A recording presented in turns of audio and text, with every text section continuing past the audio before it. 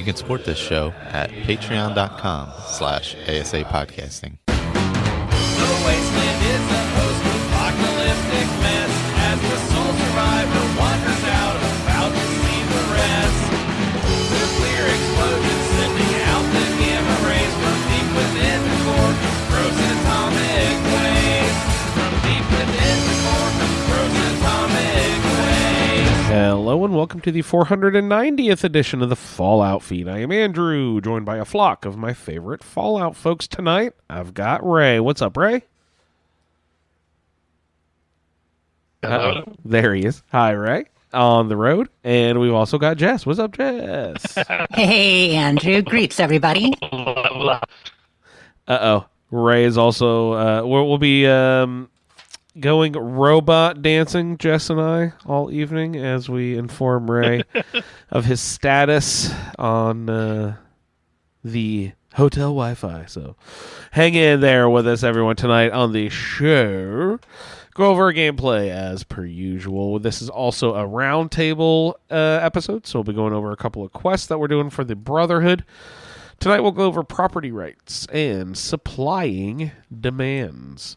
We've got a Fallout Terminal Velocity queued up from Mr. Solior, still over there in Fallout 3 in the Tenpenny Tower.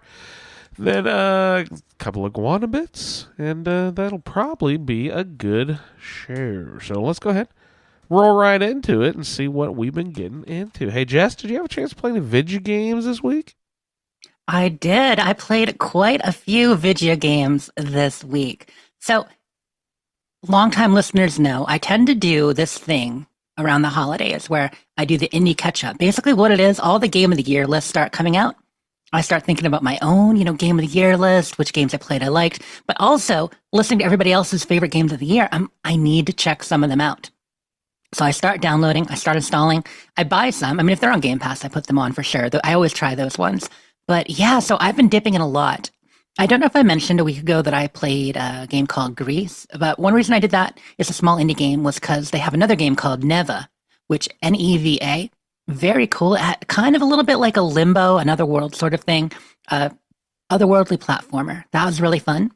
I played a game that I would recommend called, well, listen to this, and I'll recommend it if you find this interesting. Kunitsugami, The Path of the Goddess. So, okay. What it is kind of like a side-scrolling tower defense game. It is a little bit hard to explain. So you're playing this action samurai who is defending this priestess because the mountain goddess is angry and has released kind of these monsters, these creatures have kind of taken over all the temples and the villages as retribution for the villagers not respecting the goddess properly. And so you need to go through the towns, remove the defilement, reclaim them, and bless each thing as you go through. So it's kind of like a side-scrolling action where you're using all your usual moves that you would expect from a samurai-type character. But then in the sequences, you also recruit villagers, and you're positioning them at different locations. So when nighttime falls, waves come in, and you kind of have to defend these waves and protect the priestess so she can make it to the gate. And you do this a bunch of times down the mountain. So that's been fun. So I did Kunitsugami, I did Neva. Also, I played some Civilization 6 because Civilization 7, and this isn't an indie game or a game of the year this year, but Civilization 7 is coming out soon. So I played some of that. I played a game called Close to the Sun. I think it was Saturday and Sunday, so I don't think I mentioned it last week. Kind of an atmospheric Bioshock-like. Very scary. I don't recommend it if you don't like jump scares because I was quaking in my boots the whole time I played it. Yuck. Yeah, exactly. I only got a few hours in. And if I did mention it this week, I apologize for repeating. Do you remember me talking about high heart rate and jumping out of my chair and stuff? I don't think so. Okay. Yeah, so I did. Those things I just said. It was so bad. I'm like, I don't know if this is good for my health. I'm like, I need a heart rate monitor or something hooked up. So, I played that. I've a couple of other indies I've downloaded and just stuff I want to get into for the year. So a lot of distractions, which, since I'm trying to finish Dragon Age, I probably don't need, but I can't help it. So it's like a little thing. Also, I don't know, a former listener, Sherry, I'm not sure if she still listens very often. She used to do feedback several years ago, but she's been playing a lot of these Hidden Cats games, which is like, essentially like a Where's Waldo. You get these big scenarios with all these cats hidden, and you got to find them. I know it sounds silly, but so there is one called A Building Full of Cats that I downloaded, and it's a perfect podcast listening game. If, say, you're somebody hanging out, listening to podcasts, needing to wait in the lobby, maybe in an extended care location, just like hanging out, nothing to do, I highly recommend A Building Full of Cats. It's you just kind of zone out and you find all the cats in a room, and it's like basically like drawn rooms with 50, 60 cats. They're not like walking around and stuff, are they? It's just still Nope. images. Okay. Yeah, no, it's just a kind of a silly Where's Waldo kind of situation. But I played a bit of that while listening to podcasts this week, so that was really fun. And there are a bunch of them out there. I do think the ones that are labeled Hidden Cats are a little bit more intense than the Building Full of Cats series. Yeah, this is a big enough thing. There are multiple series about hidden cats. It's a whole genre. I didn't even know. And then I saw her playing them, and I'm like, I want to check these out. Pretty good. Beyond that, obviously Dragon Age. That's the main thing I've been playing, of course, because I want to get it done. I got the big end of Act 1 crescendo, huge battle, big things happening. I'm now on second and third companion quests with all my companions. I may have locked in a romance, but I'm not sure yet. So I'll let you know who I romance when I know. But the flirtations are getting hot and heavy. Ooh. I know. Like we were talking the other day, it's an important part of BioWare games is those companion relationships and maybe eventually romance. But getting through all that, I have to say it is really epic. Veilguard is still a lot of action. But it's really epic. I'm about probably 80 some hours in now. I'm getting a good 20 hours a week. So I'm still getting, my 20 hours. I was 60 last time we talked about it. And I think it'll be at least another 40 or 50 before I'm done. So maybe not by New Year's, but maybe if we're lucky. Well, if you get a little, you said you had some time off coming up, right? So there, boom, Yeah, we got cram it in. a little more holiday time off. Exactly. Yeah. Finishing up the last few days of the year, getting it in there. And then for Fallout 76, mostly just stuff for our quests. I did, of course, jump in on my main character a bit. So we had jingles, and we had past tense jingles, jingle scorched. Remember them? The event we're going to have for the next 2 weeks? Well, obviously, I think anybody listening who plays 76 regularly knows there was an issue with it. So we can get into some of the specifics more during the Iguana bits if you want, or let's just talk about it now. So with the when the Jingle Scorch launched, everybody was excited. Come Tuesday, update everybody in there. And I'm starting seeing messages from a number of people. Hey, I've killed 5 jingles. I got no drops. Hey, I've killed, 10 holiday scorched. I've got no drops. Yeah, some people just call them holiday scorched to jingles. I don't know why. And so I went to ask what was going on and checked in. And yeah, it was already reported to Bethesda. They knew pretty much right away. People started reporting within the first 15, 20 minutes it was live.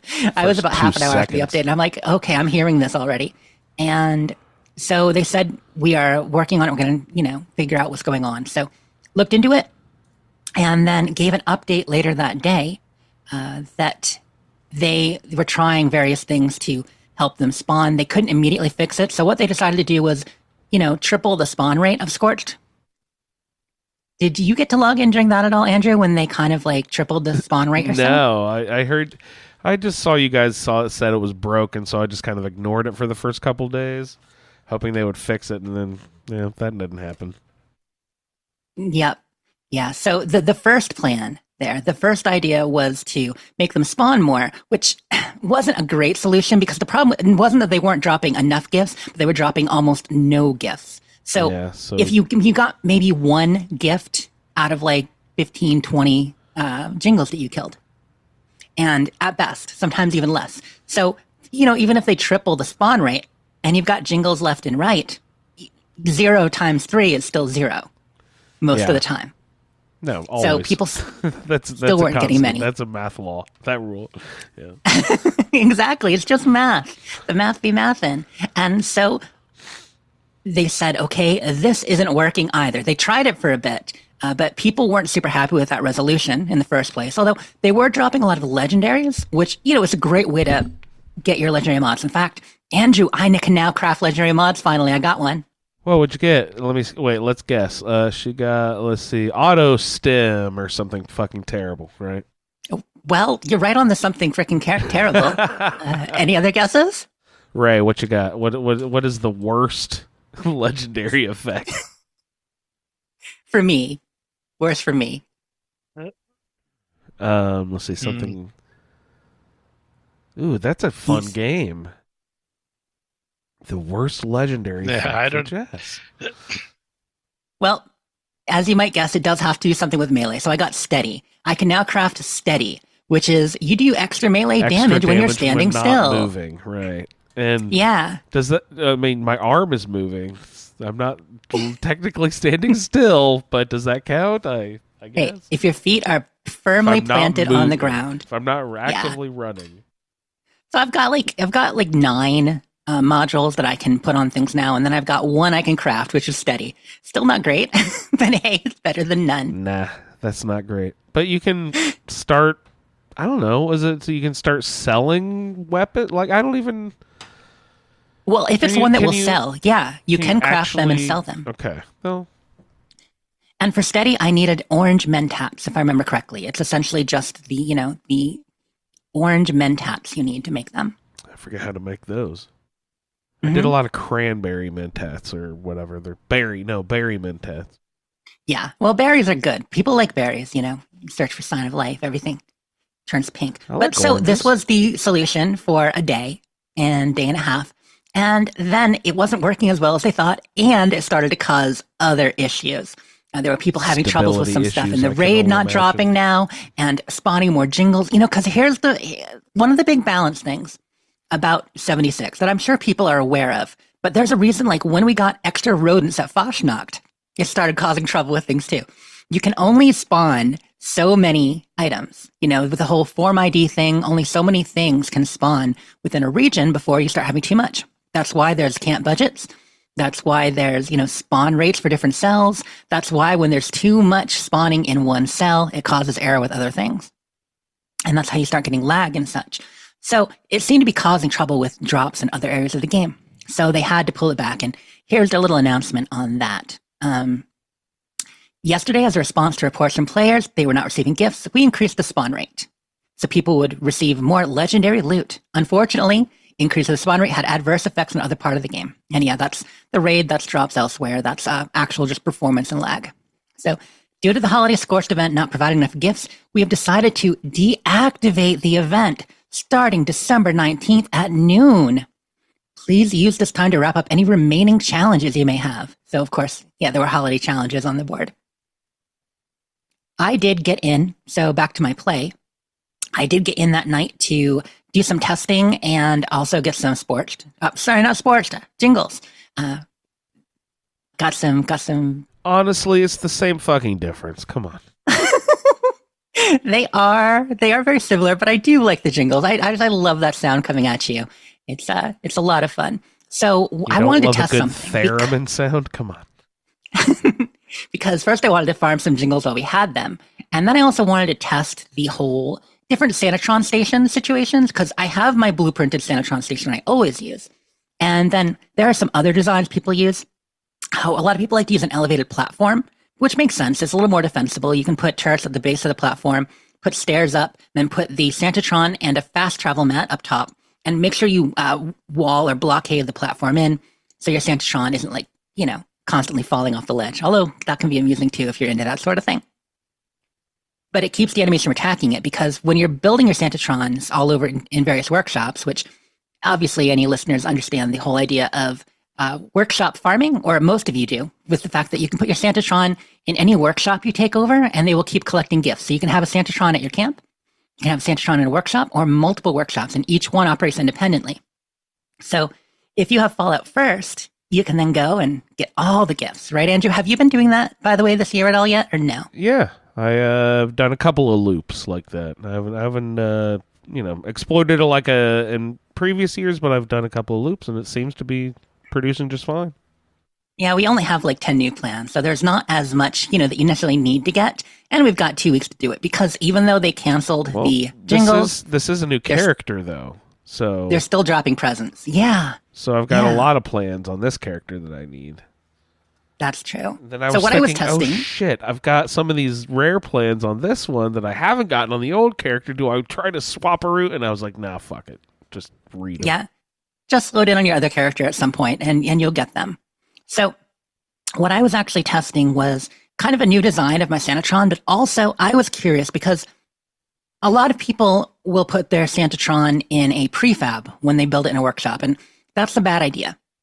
It's bad because of the fact that enemies will attack a prefab and destroy it, and once it's destroyed, the Santatron and anything in the prefab disappears. You know how it is. When you destroy a prefab, when it's busted and needs repaired, everything in it disappears that was in there. But I wanted to test because there was a window where anything in there would still be active. So if you had your power in there, it would still be active. I was like, will the Collectron still collect gifts even though it's destroyed? However, testing, it seemed to me that it does not. I tried for a good, built it, destroyed it, tried staying on for like 30 minutes, see if it would get any presents. And it didn't. So I think that you cannot do that anymore. So I just wanted to let people know. Don't use the prefab for your Sanatrons unless you find it works for you.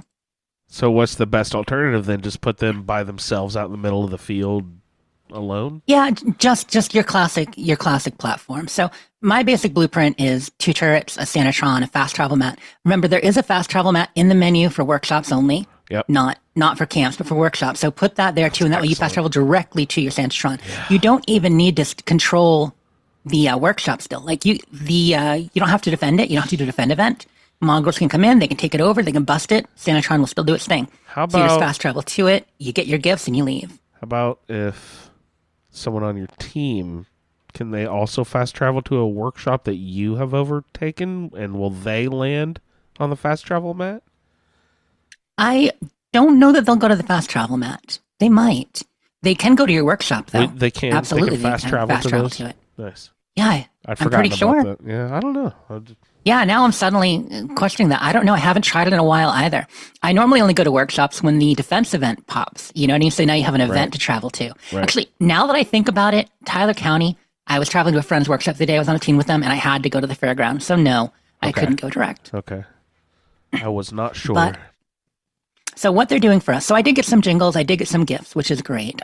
What they are doing for us, instead of being able to fight the jingles, hunt the jingles, is we are getting a daily gift wrap package. So every day you log in, it's in the Atomic Shop. Go into the Atomic Shop, and down near the bottom, and I think it's the miscellaneous section, but one of the sections near the bottom where you get, your scrap kits and all that stuff, you're going to have either a free low-quality gift wrap, 20 things, 15 medium quality, or 10 high quality gift wrap each day. It's every 24 hours. There's a note. This is from Bethesda, and there's a note about it. A note for the super punctual. Claiming the gift wrap at the same time each day may result in you getting an error. If that appears, wait to claim the gift for an hour after it's passed. So yeah, if you're setting the alarm for 7 a.m. every day, maybe don't do that. They're saying you could have trouble. But to be fair, you're actually probably going to get more presents this way than hunting jingles, unless you're really on it. Because gift wrap is always more effective. So gift wrap is essentially 50% double the chance of a gift drop.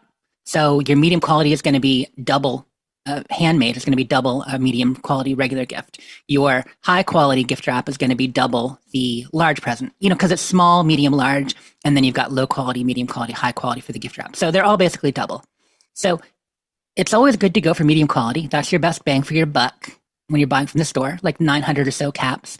Well, depending on your charisma and all that those stats, but 900 or so caps with a pretty good chance of getting plans. And I've gone in, I've claimed twice now, and I've already unlocked 7 of the 10 new plans.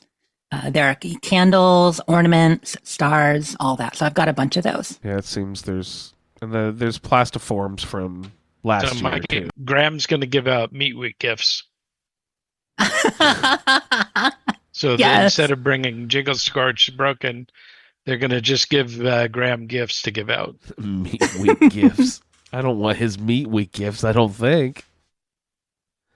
A nicely wrapped tenderloin. That's great. I can say Graham does sell wrapping paper. So if you run into Graham, you can buy wrapping paper from him. Does he really?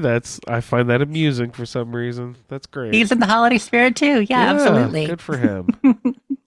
So anyway, that's kind of what they're doing the next 2 weeks, since we're not going to have the Jingle Scorched. We're going to be getting the presents daily in the Atomic Shop.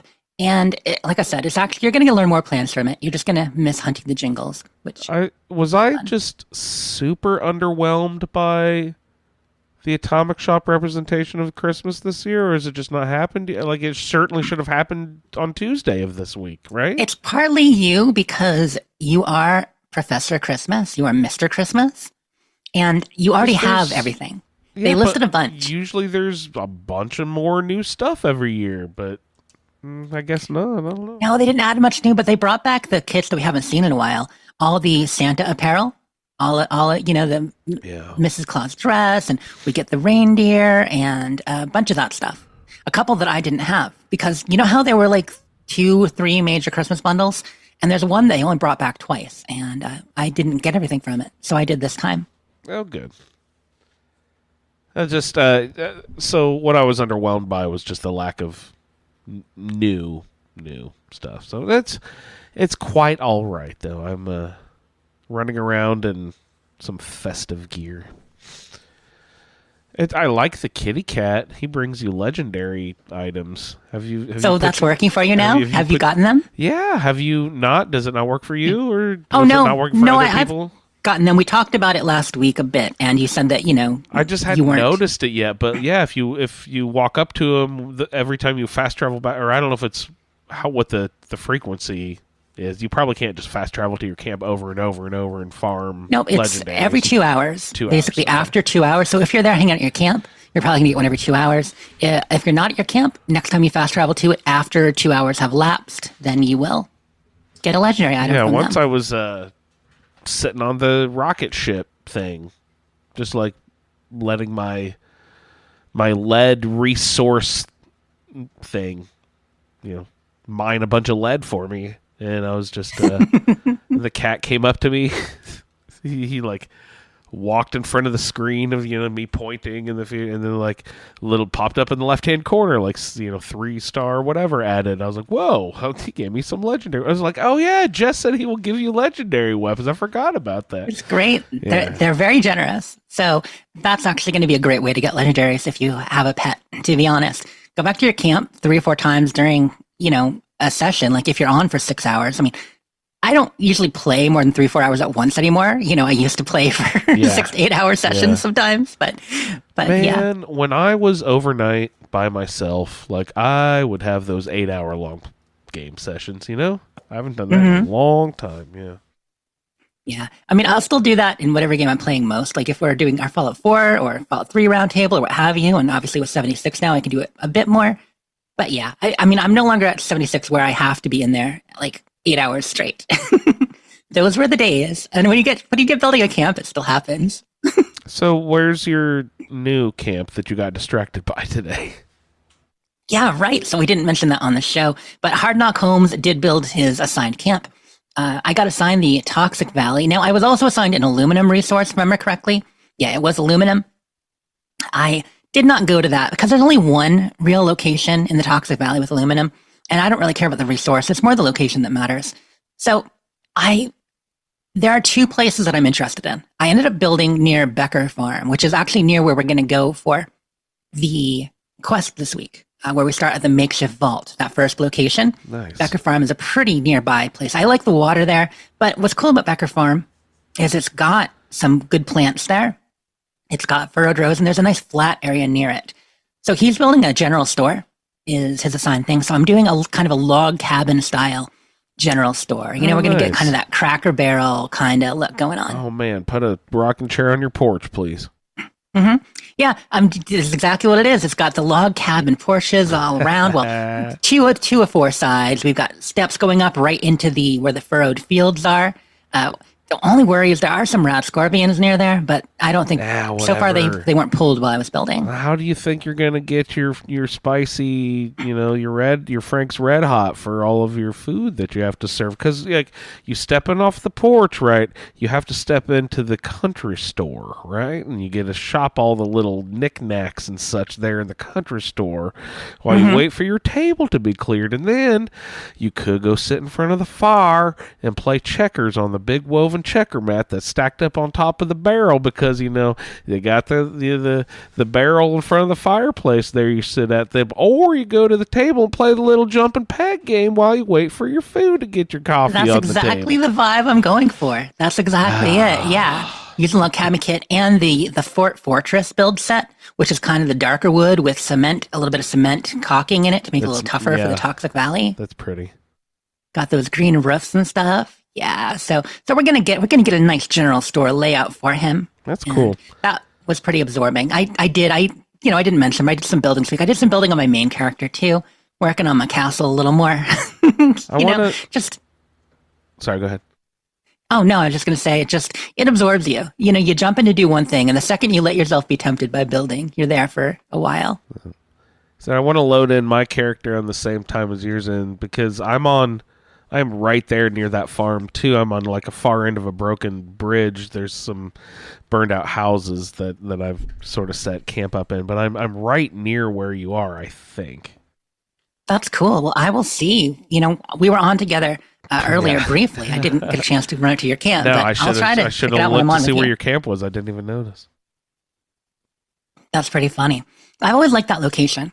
Taking a lot of pictures there. I like the way the water goes through those couple of broken buildings, and I mean it's dirty water, but still. But I kind of like the glow of the orange water. It's kind of cool. Mm-hmm. And I know the broken bridge you mean there, just past those buildings. It's a cool location. There's actually an area in the nook on the south side of the bridge. There's a good area to build into, a nice flat area. I've seen a few good camps there. Yeah, I've taken over some of the houses there and sort of put my own stuff in there, but I haven't built a lot because there's houses there. So like I just put a bed in one of them and, put some crafting stuff up around the bridge and, a simple vendor. I'm still not a horribly high-level character, so my camp isn't, flush with a bunch of cool stuff.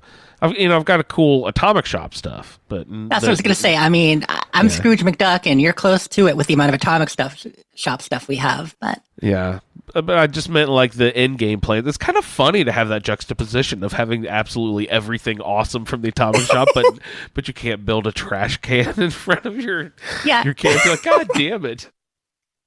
That is hilarious. Like, there's a lot of basic plans that, you don't know what you don't have until you try to build it sometimes. Like, I can't believe I can't build a fucking chem bench. God damn it. I was lucky with Solior and Brennan Andon and Barley and a number of my friends dropping plans for Hard Knock pretty early on. So he's pretty kitted out. He probably has 70% of the regular game plans. He's got a lot of them. But that's pretty much it for my gameplay. A little bit of Christmas stuff in 76 and all that, and then mostly the Dragon Age, which I got into a lot last week, so I don't need to this week. But that's it for me. How about you, Andrew? Or we can see if Ray is good right now. Ray? Paging Dr. Ray. Yeah, we can see if it's working. Oh, you sound good. Sound great right now. Get it in while we can. Okay, good.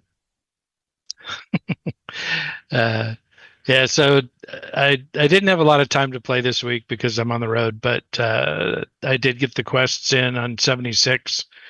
I hopped into Starfield and was searching the planet Archimedes 5b for abandoned weapon stations to be able to farm some Astra sweet. for later on. So we'll see how that goes. But that's about all I had any time for.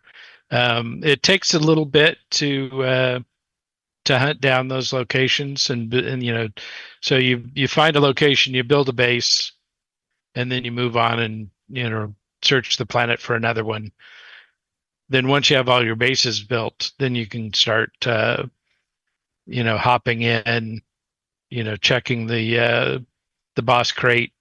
And then once you've hit all your locations, you run off to Venus, sleep for 11 days. Everything resets and you go back. Sweet. So that'll be farm the is plan working for you. Now, is this on that new character you did that you got to 200? Are they hunting Astra now, or is this your other regular character? Okay. Because that's what this one's going to focus on. The 200 character. Cool. I didn't get a chance to try that. Because I've never done any of that. It's it should be interesting. So it's a way to get legendary weapons. Once you've joined the Trackers Alliance.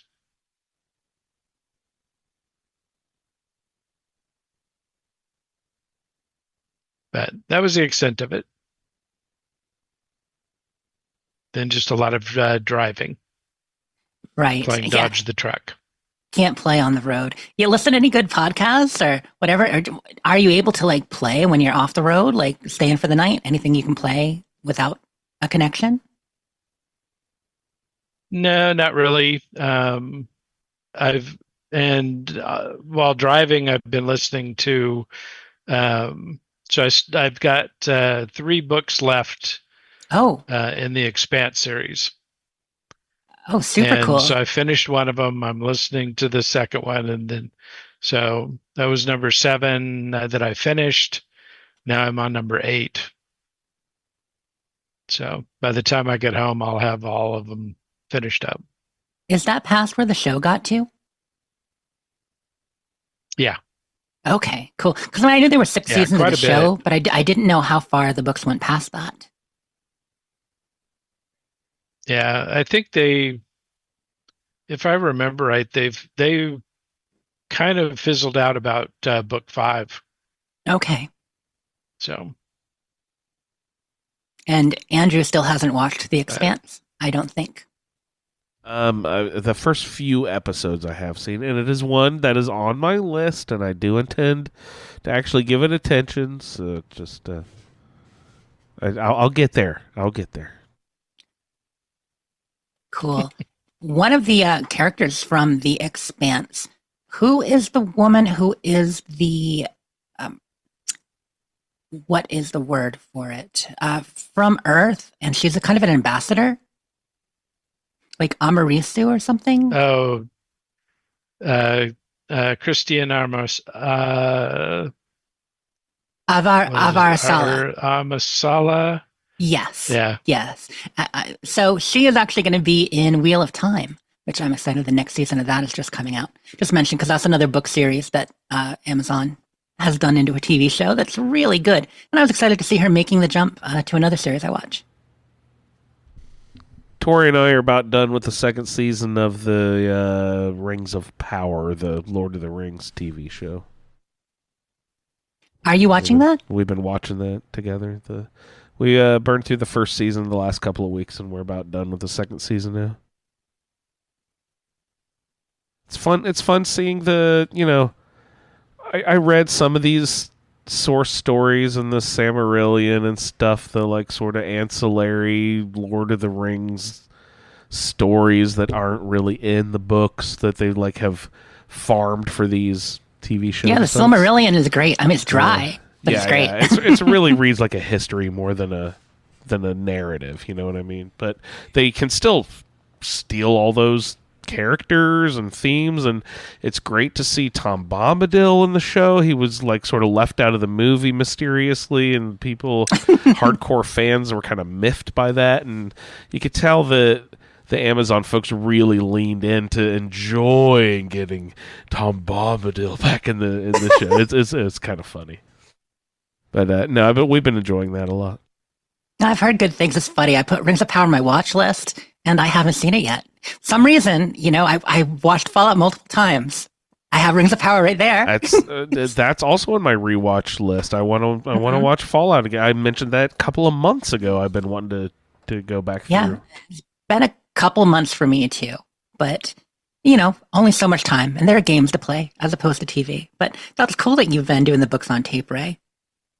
Yeah, driving's awesome for that.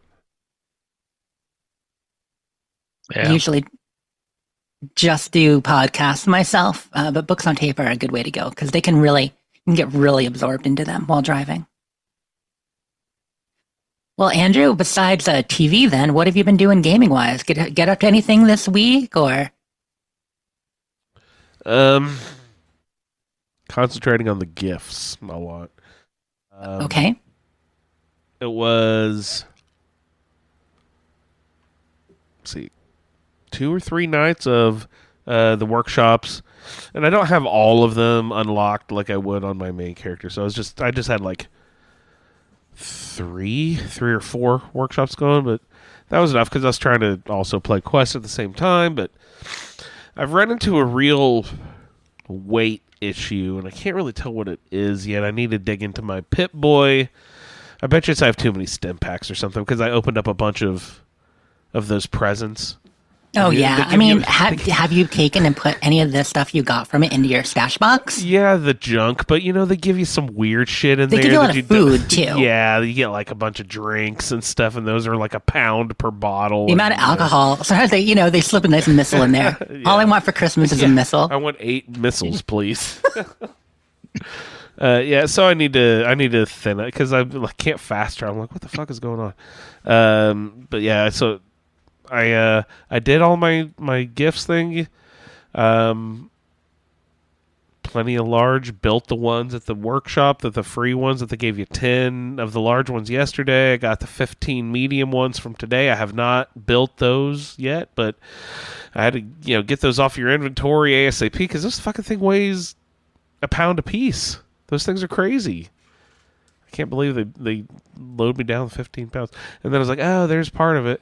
But then, I'm pretty sure I have too many stim packs and stuff because they give you lots of stim packs with that too. But I was running really low on my plasma. Not what is it called? Plasma, not cores, but whatever. Cells. They're not cells. Yeah. They're not cells. What are they? Anyway, I was running low on my plasma ammo, and so opening a bunch of those gifts with the plasma pistol out, that helps because it gives you the returns the ammo of the weapon. That had broken at one point. I'm glad that they got that working again. Gift wise, like lots of star, red star, white star, candle, red candle. I haven't built any. I haven't built any of that thing. I haven't built anything yet, but it seems like I've got a star, a candle, an ornament, and 3 colors of each, probably. And then That's exactly what it is. 3 colors of each. and a couple of other things, I would guess. But I'm Did you I'm get also, your festive title? That's a big one. Oh, I don't recall. Do those names weigh something? No, I don't think so. No, those just weigh unlock their for you when you inventory? get it. That one. They're like in your. I mean- they're heavy. They're concrete name tags in your bag. You get a name like Kennedy or something. It carries a lot of weight. But I don't think it does in your Pip-Boy. I like that. Good one. But yeah, so I definitely I put it on right away. So I am now now- festive. Do any of your gifts give you things like the supply crates? What do you mean? Because I'm collecting supply crates now. How do you do that? You know, the ones that when you I've gotten them at events, I think. Sorry for sniffing Yeah, the mic. yeah. You get But you can get them from the if you scoreboard scrap and them, such. if you scrap Mhm. them into your yeah. Oh yeah, those big supply. If you don't scrap them caches, and you yeah. keep them in your inventory, they count as a bunch of junk towards your junk shield, but they don't weigh as much as all the junk. Oh, that's clever. So you can boost your junk shield based on the junk that they contain without weighing as much. Yep. I didn't Without know that weighing it about down. them. That's really, really cool. I don't Yeah, think those and the floater sacks too. Ew. Yeah, but I don't carry those on principle. I also try not to. She said. I mean, well, ew. they call them PUS sacks. Like it's just disgusting. It's just disgusting. Horrible. Yeah. So I don't know. It's one of those words I don't like. Well, So the supply scrap 'em or crates aren't drop that 'em. bad. yeah, the fire's great. Kind of like I wonder if the ammo scrap would do that too. You know how you can buy the ammo scrap that we used to get from the Vault 94 raid? Yes, No. yes, I do. It took me a second, but yes, I remember that now. chat is now typing. I'm just gonna say it. Moist pus. Gross. You guys are gross. No, thank you very much. But so yeah, back to you, Andrew. Right. Oh, I don't know. Gifts was pretty much it, and getting presents out, stuff like that. Otherwise, it was just doing the quest. Oh no, there was one more thing. Is it still? Because I fought with it for a while, and I was going to ask you, have they fixed the do a staircase underground with the violin thing trick where you can get underneath the? I was trying to build an underground camp, and I couldn't pull it off. Have they fixed that, or can you still do that? It's gotten a little touchier. You can still do it. I feel like it's a little touchier lately. Yeah, Are you doing it with the flipping the steps down, like putting it on the steps with the mat and the violin? Which part are you having trouble with? Getting underground in the first place, or getting the base or whatever on the stairs? Yeah, because it keeps grabbing the ground instead of the stairs. I need to do something with the mat. Where do you position you want the to mat put again? it on a mat first. You want to put a And mat then down, drag put the the base on mat. it, make it so they can move together, and then you place the mat onto the stairs. That's an important part of and it. then you can. Yep. Can you ever? So I can't figure out. You can't pick up the base concrete foundation with the stair still attached, right? They won't let you do that. Yeah, it starts to move it, and then it won't move. You have because to blueprint it in order to do that. Yeah, but you can spin it, as long as you're not moving it away. So you can get the stairs attached to it. You can spin it. You can do a few things with it. And there are a couple ways. So like Salua was mentioning in chat, a lot of people use the symptomatic these days. Basically, anything that you can interact with that'll stick up through the ground on stairs will work. Like I like using the symptomatic. That's cool. That'll be like you're taking an elevator down or something. That's fun. Yeah, exactly. I like using the stove. I also like the terminal there. The terminal you can build in your camp that tells you where the tourist is and things like that. That one's good, nice and tall. Oh, I totally forgot about that. Yeah. But any of them, you want to put them on a mat first is usually the way to get them on the stairs properly. Okay. As far as using a symptomatic, the best way to do that is to drop merge it. So you're probably going to practice at drop merging, but do you remember how? I'm with the very pressure out plate of and all practice. that? You're going to have to show me or drop me a link on how to do that again. I totally forgot. There was something with a pressure plate and hitting the pressure plate 40 times. Well, a great way to do it is put the symptomatic on a rug and then put that rug with symptomatic on another rug and then drop merge it through the rug. So you get just the top of the symptomatic sticking out of the rug, like a nice little black circle. And then you click on that circle. After you've dropped it way down, you click on it, you end up in the symptomatic, you pop out, and you're standing on a rug underground. It's beautiful. Beautiful. That's very cool. Yeah. It's a quicker, more reliable way to do it these days. But the old methods work. It's just a little touchier. So good. With the gifts, sounds like you got pretty much everything on the gifts for the most part. I'm not sure, but because they are adding in like the plastiform stuff from last time and the comb Santas and stuff. Remember from last time? I'm getting that stuff too. So I'm having trouble. I'm like, okay, I think that was last year. I don't think that's new. Oh wait, that one's new. I don't think I recognize that one. So I'm like, I'm getting so many. This character doesn't know any plans, so everything I get, it seems brand new. But I'm like, okay, wait, is that new? No, I think I have that on the other one. I'm stingy. I open most of my presents on my real character, on my main character. Okay. So Hard Knock doesn't have that many yet. It's all in jest. So most of what I learned, I already knew. Is there a duplicate thing where if you know a plan, you are less likely to get it again? They've implemented that on a lot of things where once you learn a plan, it doesn't drop. That's not the case with the presents as far as I know. Yeah, because I was doing a thing where I was like, okay, I'm going to open the present. I'm going to wait to see what it is. Oh, a plan dropped. I'm going to learn the plan so that it doesn't drop again. I'm not just going to open a billion up because then I'll get like 3 of the same thing, whatever. Turns out that didn't prevent. I still got 3 of the same thing anyway. So it's I thought I was doing something good, but it turned out to just slow me down a lot. Yep. Yeah, it depends on the item. They've implemented that with some things. They haven't with others, and I think the gifts you can get duplicates. I definitely got some mounted animal heads again, like the old days. I didn't think I got one of those. Interesting. Yeah, I got a mounted opossum, mounted something else too. I got at least a couple of them. So how are you? I was excited about the opossum. How are you doing it? Are you going to workshops to farm your gifts? So I or only are we did that getting them? one night. I did the one night when I was testing a couple, and I got probably, I don't know, 20, 30 gifts that way. And then just logging in to try the new free thing and opening those 15. Plus, I got a few from the Jingle Scorched I was able to kill before they shut it off on the 18th.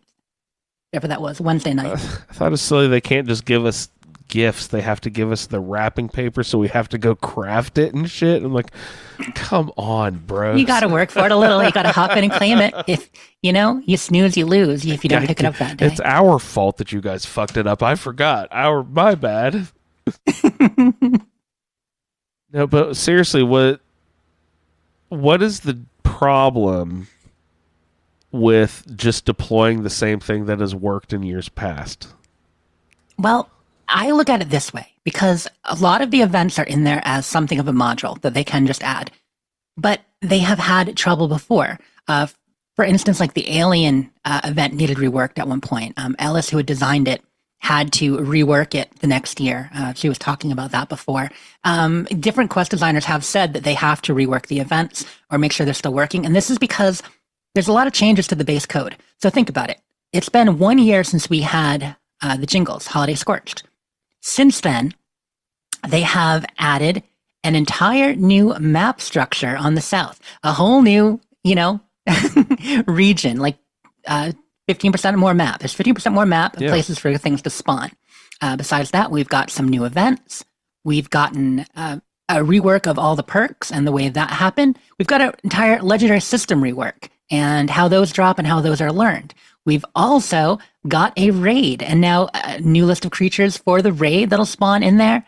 New ways they spawn. The new region has new types of creatures too. So you're adding all these things to the database that then somehow there may be some interactions with things. So even though it's modular and they can probably, turn things off, turn them back on, sometimes the hooks that they hook into have been changed or used for other things. And I'm sure they test and try to keep track of that. A lot of times you'll see when they're doing major things on the PTS, they will run an event for a couple days. For instance, before they launched Skyline Valley, if you remember on the PTS, they ran events for 2 days on the PTS. I think they ran Foshnocked on the PTS just to make sure, hey, is Foshnocked still working? Are you having trouble with it? And a couple of things like that. So they do try to test them, but they don't necessarily get a chance to do everything on public. And when you're testing on, just with their regular QA and stuff, you might not notice something like, oh, everything's working. Oh, but they don't have as many gifts. You might not notice that was happening, if it wasn't like a large, wide-scale test. So that's my thought. Bring back the Mischief Knight. I almost blanked on the name. Mischief Knight, that's it. Well, I think did we talk about the letter last week? We did. Yeah, they put it in the letter. They said we're going to get it this fall. So, like I said, Lucy football, but I'm hoping. I will believe it when I see it. It was working okay on the PTS from what people said, so don't count your irradiated chickens quite yet. Well, that's the thing. Between now and then, if it was working somewhat, they're going to, this year again, add new things. There will be new things coming. There's going to be a, ghoul race. We're going to have a whole new ghoul thing. We've got a new event coming this spring. We've got big stuff planned for the summer. So with all that ahead, by the time we get to Mischief Night, there's going to be changes. But hopefully, fingers crossed. Is Tunnel of Love really the only sort of Valentine's? They don't have a Valentine's event, right? Well, they have with, beating things with roses. That's the big one. Oh, God, I forgot about that. The wrench thing. Did the heart wrencher. That was like 2 or 3 years ago, though. They didn't do that last year, did they? They brought it back at least once. I think they've done it 2 out of 3 years since it was launched. I don't remember if they did last February or not. Interesting. I think they might have. But if they didn't, fun. it's just a fun challenge. Put on your Valentine's suit or, wear like the pink suit or something. Use your heart wrencher. I like that. Yeah, they're like, here, take this weird thing and do this weird task. I'm like, yeah, that's fun. Yeah, I could do that. Yeah, those kind of events are nice because those are pretty simple. They just set up challenges. They mark an item for it. And I think people, I don't know, I feel like most of the community really enjoys that because it's a chance everybody, puts on a different outfit than they maybe usually wear. Like maybe they're scouts for the week. Exactly. Yeah. It's like, do this weird thing in this weird outfit. You're like, all right. Right. Exactly. And so it's just, it's a community building exercise, And I think. It's kind of fun to get everything. I doubt the video game companies ever actually do this. Like they probably already the result is already planned, right?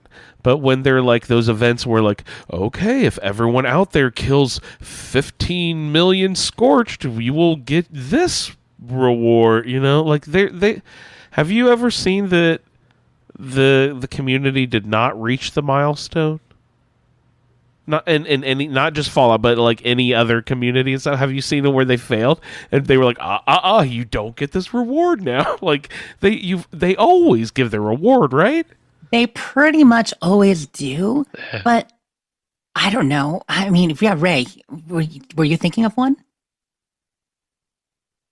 Yeah, No Man's Sky does that all the time. And, do they ever fail? They're like swing and miss. 1% for a week, 2% to a week, and then there's only a week left, and all of a sudden it's at 99%, and then yay, we did it. Have you ever failed? Never fails. It never fails. So the progress might be real, but maybe the final thing they usually give their reward. But it wouldn't surprise me if because there are a lot of MMOs out there. So there might be an MMO where they have actually said, sorry, you didn't make it, but here's your, your consolation prize. I could see that. And then.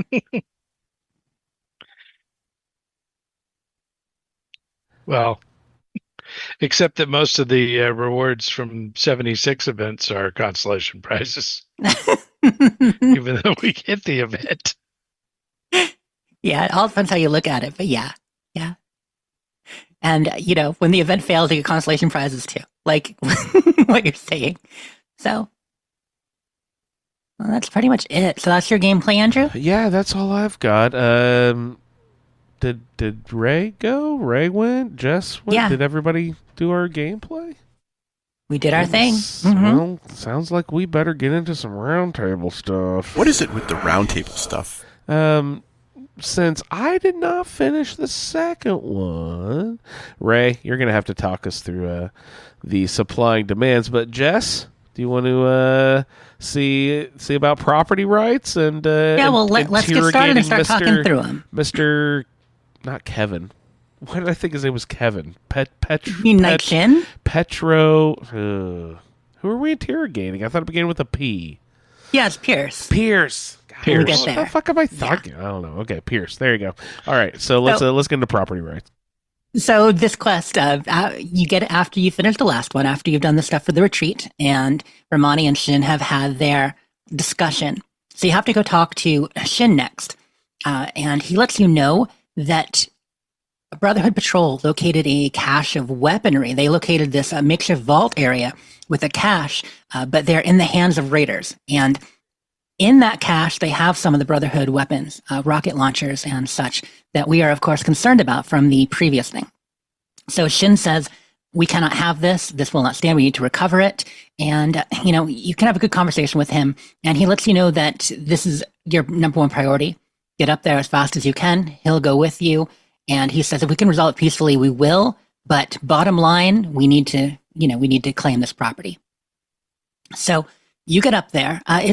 The makeshift vault is kind of on the western edge of the Toxic Valley. So again, I didn't have this location discovered. I had to get up there. I actually, so I did let myself fast travel a little bit. What I did, I was on a server that happened to have someone with a camp up near the Headhunters camp on the very high rocks. Yeah. Above Wavy Willards. Yeah. So that Headhunters camp, I loaded in up there. They had a camp there and I walked down. I discovered Wavy Willards on the way, went all through, went cross country, discovered Clancy Manor and the cultists there, and kept going down. And then I found the location where I ended up building my camp at Becker Farm. And the makeshift vault is just a little ways behind that. So you get up there into the mountains, and there is a makeshift vault. When you enter, you go through a little winding path, and you walk into this big open cave. And it's got a good setup in there, a couple of ramps, it's just, it's a large supply, a vault of sorts. And this guy, Pierce, is across the way. When you walk in, Pierce kind of immediately accosts you. But it's funny, he's actually kind of friendly. Like he thinks that you're probably Brotherhood, but then he's like, hey, well, you know what? Don't let me judge you. Let me give you a chance to speak. So you can talk to him and you can take a couple attacks here. You can be very like Brotherhood demanding. You can do your best Night Shin impression and really demand things from him. Or you can, talk through it a little bit nicer. Or you can be just kind of like buddy-buddy with him. I took the middle route for the most part, where I let him know that, yes, I was with the Brotherhood. That's why I'm here. And yeah, we're here to reclaim our weaponry, that he happens to have Brotherhood property. And of course, Pierce says, hey, it's not your property.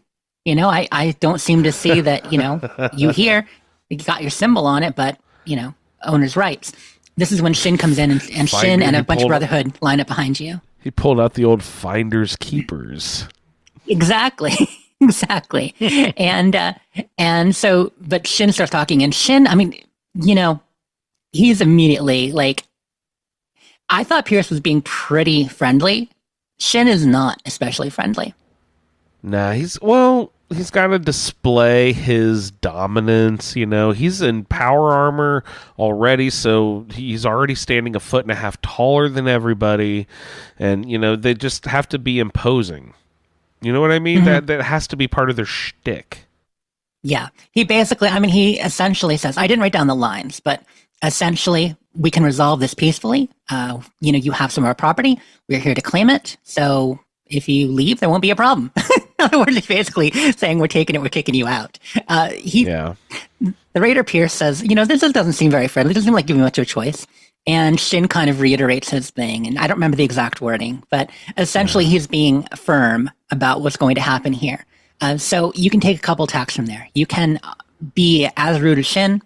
You can, once again, kind of be friendlier, but say, this is our property. We don't want to cause any bloodshed, but we are going to claim it either way. Or, you can start to try to make a deal with him, which Shin wouldn't like. I took the middle route again, where I was firm with him the whole time, but I wasn't a dick, Well, I don't know if it's quite this yet, but I know Shin eventually is like, won't let you like kill him because he knows that Pierce has the information that we need, so we can't like actually kill him or anything. So I didn't actually push that direction. That's interesting. So I didn't get super aggressive, and I didn't try to buddy wheel and deal with him.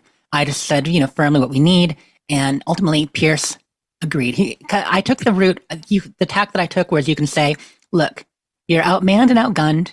We have the position on you. You should just leave peacefully. This is our property that you're trying to, say is yours. And he's like, okay, you guys are right.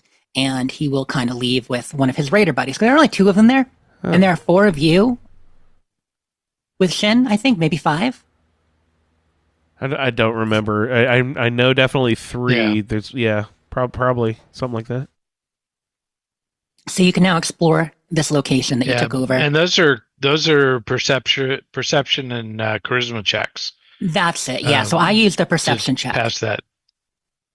Yep. I had just enough perception. I think was it 7 perception or 8 perception? Anyway, I had just enough perception to get that. So the charisma option. I am a low charisma character. They will get up there eventually. Hard Knock will get there eventually, but I think I only have 4 currently. Looking at my character sheet, I should have 8 by the time I'm done.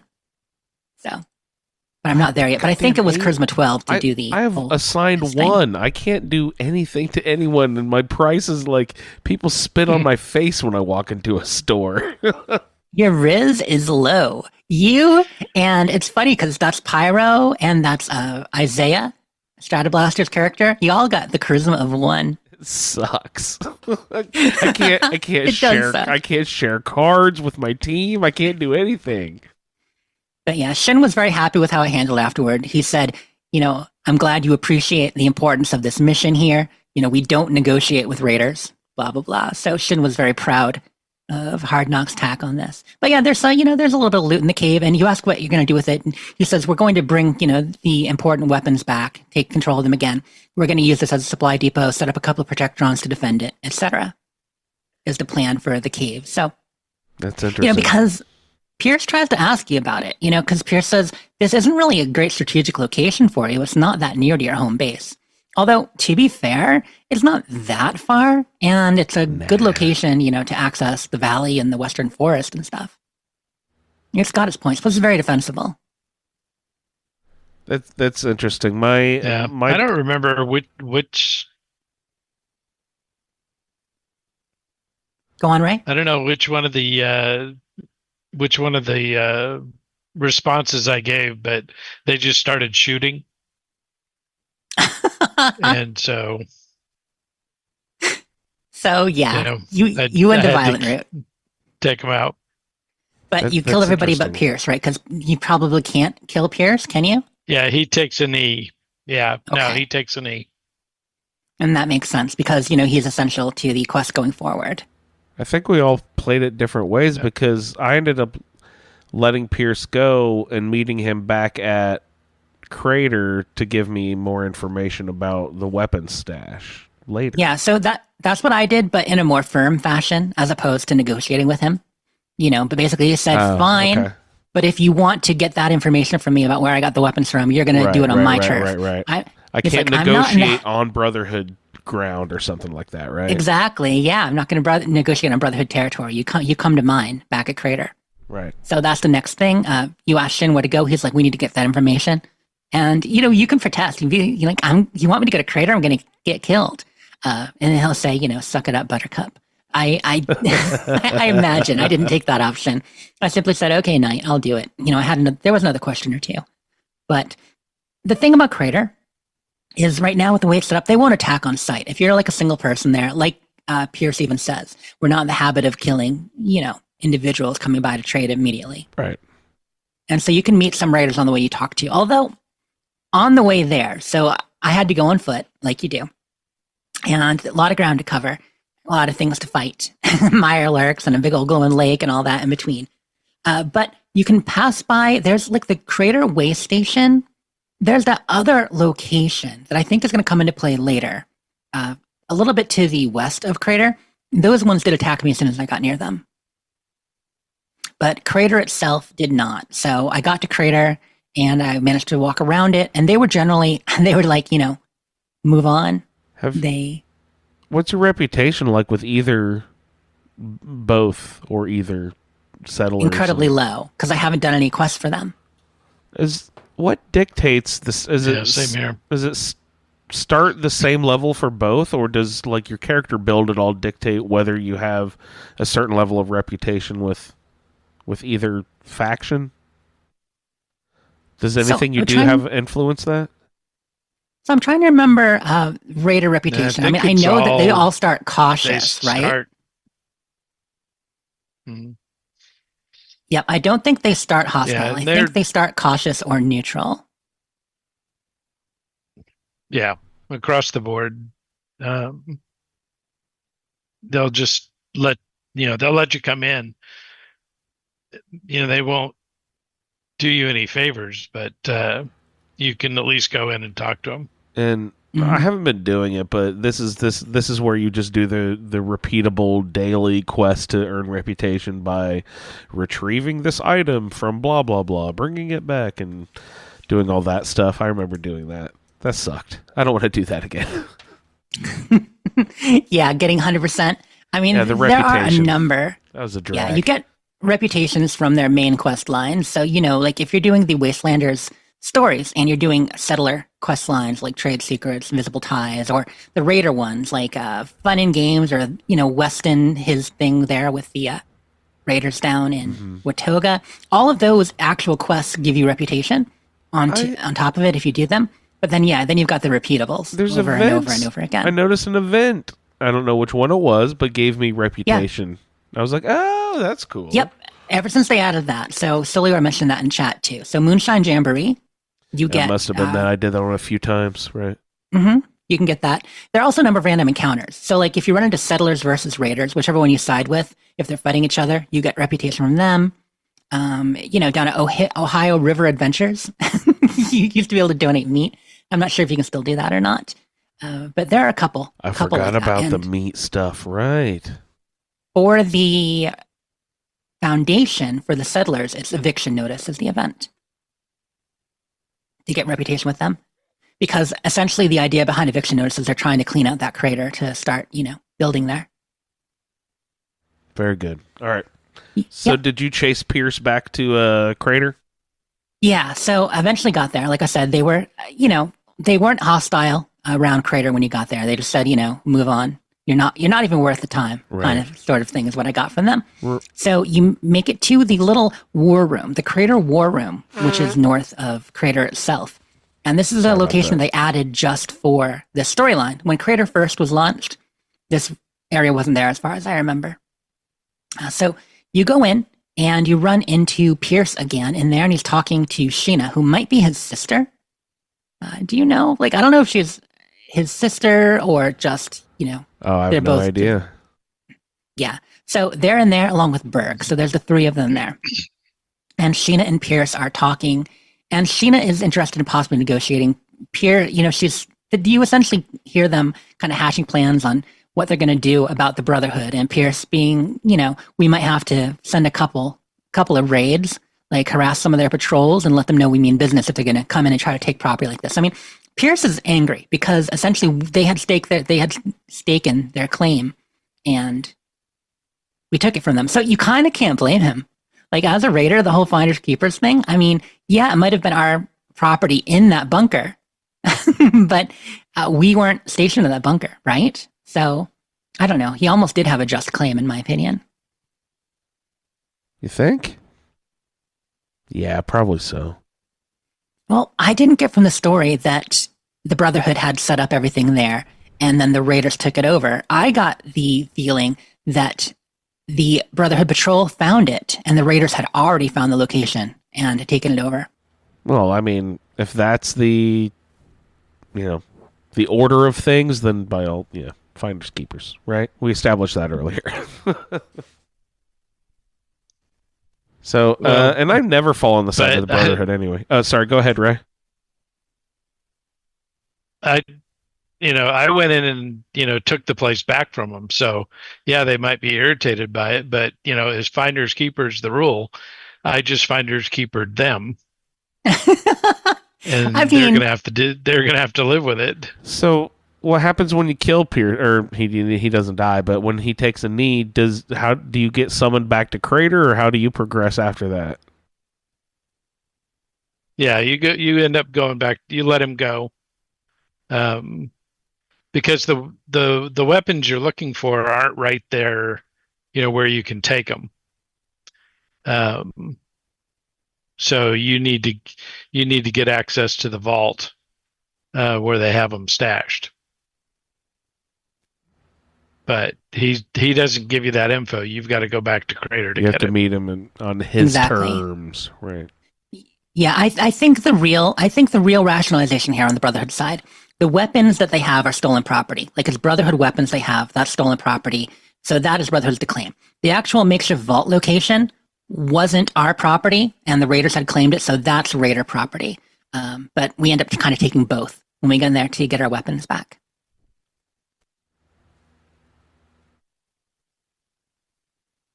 So back at the war room, essentially you talk to Pierce and he says, nah, I'm not going to give you that info. You know that info I told you I'd give you? Nah. I'm impressed that you were brave enough to even come here to Crater in the first place. Forward scout, he calls you. Yeah. But it's not going to happen. And Sheena is telling him that he should at least, work with us. They don't know our motivation. We may be representing the Brotherhood, but we may not be full members of the Brotherhood, which is true. I mean, we're just initiates. We've only just joined. So we might be more pliable. Well, after he leaves, Sheena calls you over and says that she is willing to make a deal. One-time deal, one-time thing. She's a little bit more crafty than Pierce.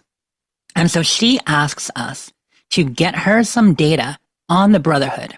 That if we can go in there, take this holotape of hers, get some data on Brotherhood patrols, that she will then let us know about where the weapons came from.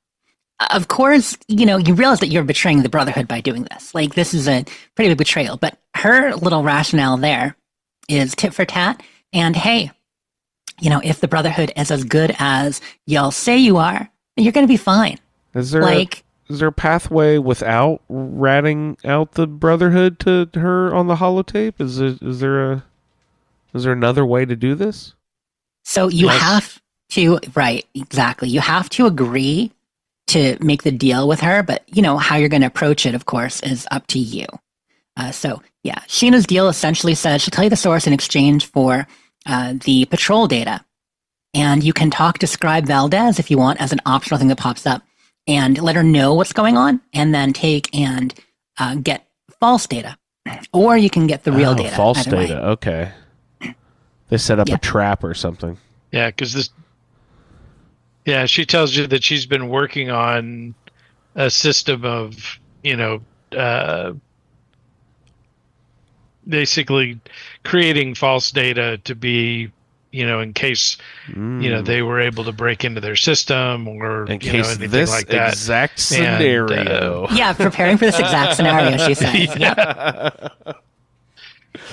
That's funny. No, I And so, I immediately yeah, so ratted you out go the love Brotherhood, that. of course. Immediately. Wait, so you went, did you even talk to Valdez or did you just go right to her terminal? I just moved right to the computer. She was standing right beside me. She was working on the opposite side of the desk on me, like pounding on something. I'm like, Yeah, well, oh, we hi. got- No, don't mind me. I'm just going to use the computer for a second. Now you don't. No, go over there. Yeah, I don't don't even need worry. help. Don't worry about it. After our previous quest with her, she gave us access to the terminal. So that was a deliberate thing that it wasn't suspicious for us to use the terminal because after helping her with that device underneath in the previous quest, 3 quests ago, but she said, hey, if you want to look over some of the files, get more information on that, you can have access to my computer. So we were allowed to do it. But yeah, so if you do talk to her, she says this exact situation, like Ray was saying, I've prepared some dummy data, some fake data, but it's not fully implemented yet. So if you go there, you can grab it. Just make sure to grab the right thing. She even mentions, that I don't know what would happen if the Knight found out I was to blame for our patrol data getting out there. Oh, damn. And by the Knight, she means, Shin, of course. So you get in there, and when you insert the holotape, you don't find it. It's not on the regular terminal list. You can just basically check, personnel files, some Valdez personal files, etc. But when you put in the holotape, then you get a little menu, and it pulls in, and you can get Brotherhood Patrol data or dummy file data. So if you grab the real data, like apparently you did, you're gonna help the raiders attack the Brotherhood. Yeah. Or if you use the dummy file, then you're giving them fake data. Once you get that, you have to get back to Sheena, and at least this way, at least between these, you can fast travel. Yeah, and I noticed they did the interior exterior thing like they did with the White Spring. Yeah, which is nice. So you can't fast travel to the Crater War Room, but you can fast travel to Crater. And there's 2 points on Crater, there's 2 points on Foundation, there's 2 points on the White Spring on either side. So yeah, make sure you don't fast travel to Crater into the Crater Interior, Crater Core, because then you have to run all the way out. Crater Core. So you get back, you run to Sheena, and when you give it to her, she will kind of tell you what she knows. Now, she doesn't know as much as you would hope, but she does tell you where they got them from. And she mentions that the primary source was a couple of raiders from out west. She says Ohio area, I believe, in from Ohio. And they had some, good power armor. From They were hanging out at Crater for a week. all the way out west in Ohio. They were hanging out power armor. They were there for like a week. They were bragging about their exploits. She said, yeah, they wouldn't shut up about it, but they had this weaponry and, they sold us some. And they said that they got them from a group of Brotherhood. And they were even passing around like a knight's helmet that they kept, that they had killed one of the Brotherhood knights when they took them. And they were passing around the helmet with a bullet hole in it Like as a bit of a trophy. A power armor helmet or just like a normal helmet? Yeah, no, like a nice Brotherhood of Steel Knights power armor helmet. Yeah. Wow. That's why it's a bit of a trophy. So How'd they get a bullet through it? Good Lord. yeah, so they had come from out west, and this is where we're probably going to find out that they did get them from our group of Brotherhood during when they were making their way here to Appalachia. That they were lost in a fight. We don't know that yet, but we're going to find out from Shin a little bit when we get back to him. At least a little bit of that data. But they also, it wasn't just from these guys, but they also got some of them from Foundation. because Foundation had some of them to trade and were also, you know, they're not on good terms, but they were able to trade some weapons for things. Yeah, So now you they're know trying about to two set up sources. an ongoing weapons for food. The Brotherhood needed Foundation's food supply. Yep. So they got all that. So you have to report back to Shin. So when you go back to Shin, you can tell him about this, and he's a little bit upset to find out that there were two sources. If you tell him about the raiders that came, you know, that were visiting from out west, he's pretty upset, and he seems to know more than you let on. If you mention the power armor helmet from the knight, he does mention the name of a knight. He said, yes, we had two knights previously. One, you know, left to do this and report back. The other was killed in battle. We don't tell you more than that. But then he says, but the idea that they're using his helmet as a trophy, despicable. So this is where you kind of know that, okay, wait, our group of Brotherhood have run into these other raiders. And he asks if they're still there, and you tell him, no, those raiders have moved on. The ones that we're visiting. Yeah. I didn't necessarily believe him about that either. It just seemed a little convenient.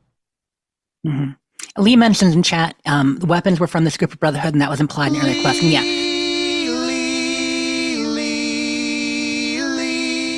Thank you for the pause.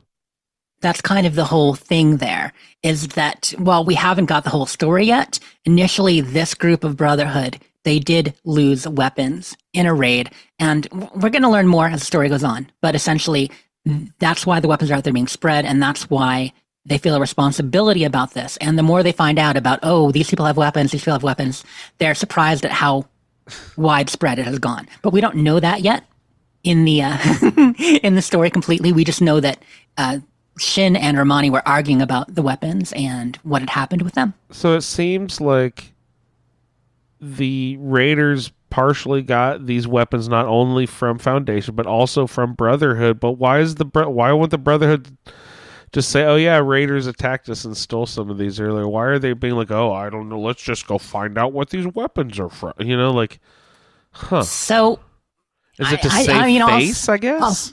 I'll spoil it now a little bit if you want.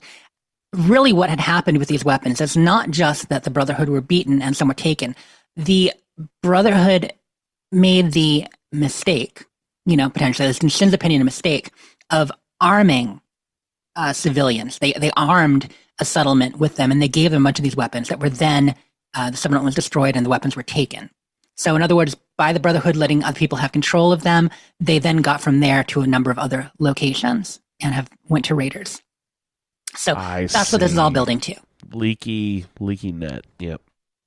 Yeah, and that was Romani's, you know, bleeding heart nature. Shin blames. Although, if I remember correctly, it was also Shin's idea to do this too, and he's angry about it because he wants to kind of tighten the security. Straight up doofus. Yeah.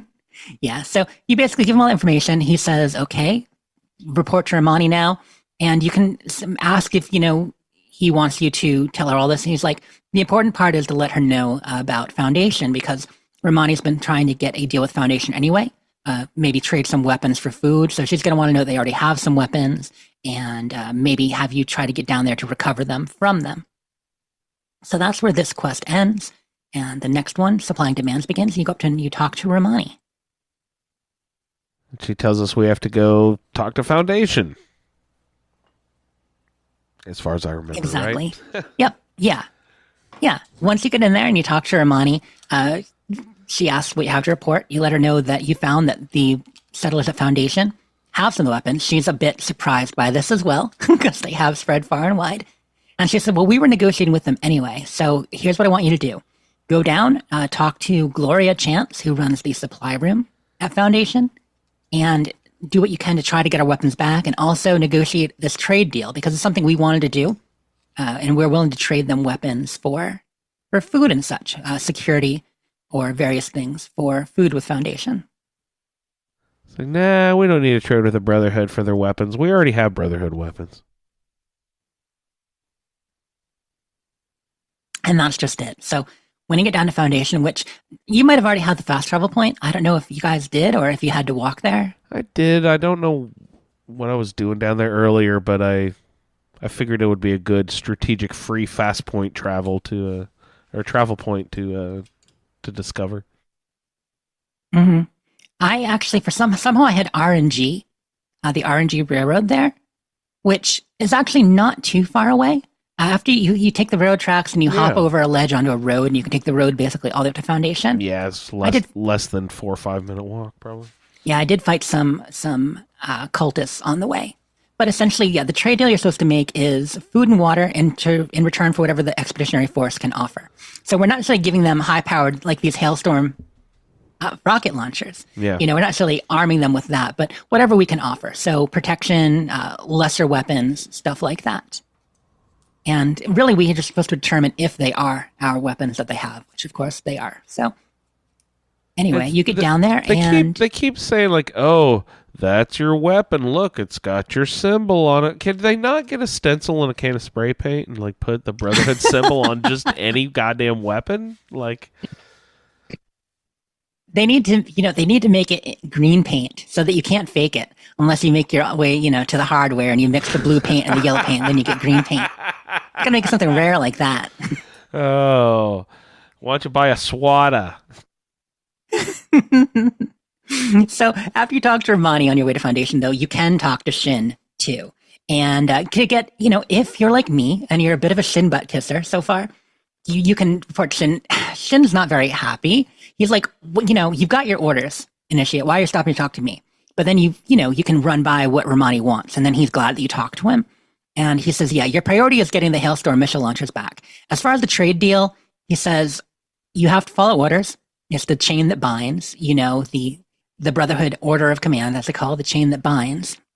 And if you get his actual opinion, he says, so my opinion is that the absolute priority is recovering the missile launchers. And we really don't need to make a trade deal with people. We should be self-sufficient. Brotherhood should rely on their own. But if Romani wants a trade deal, go ahead and try to get the trade deal. So when you get to Foundation, you make your way to the back, which is another area that they added, again, with this update back in the day. It wasn't originally part of Foundation when that was added, but this is my first time at Foundation, so it was actually kind of cool walking in there for the first time, seeing it through a new character's eyes, if that makes sense. Yeah, totally. You're looking and, it feels different when you're walking there on foot and you see everything pop up and the different lights and the banners and such. But you make your way through the settlement to the back, down all the stairs in the supply room. And that's where you meet Gloria Chance and Tad Chance, her husband. And, they're friendly sorts. Gloria's and they're a willing to hoot. talk to you. Yeah. Yeah, they're willing to talk to you, and they say, yeah, we got those rocket launchers, and sure, you can take a look at them, and oh, wait, well, you could, but they're out with, some of our settlers are out there testing them over at East Mountain Lookout. You can have a good conversation with Gloria, get all the information, and now you're sent to East Mountain Lookout to go and check on this stuff. And as far as the trade deal, she'll definitely talk to you about that when you come back. She call you, like, sire? It's pretty funny. When she first see with the Brotherhood, she's like, yeah, sire, knightliness. And you can say, no, just I'm just an initiate. Knightliness? Yeah, something like that. But there are a couple dialogue options. I mean, you can ask her to call you, various things. Ray, did you take any of those options?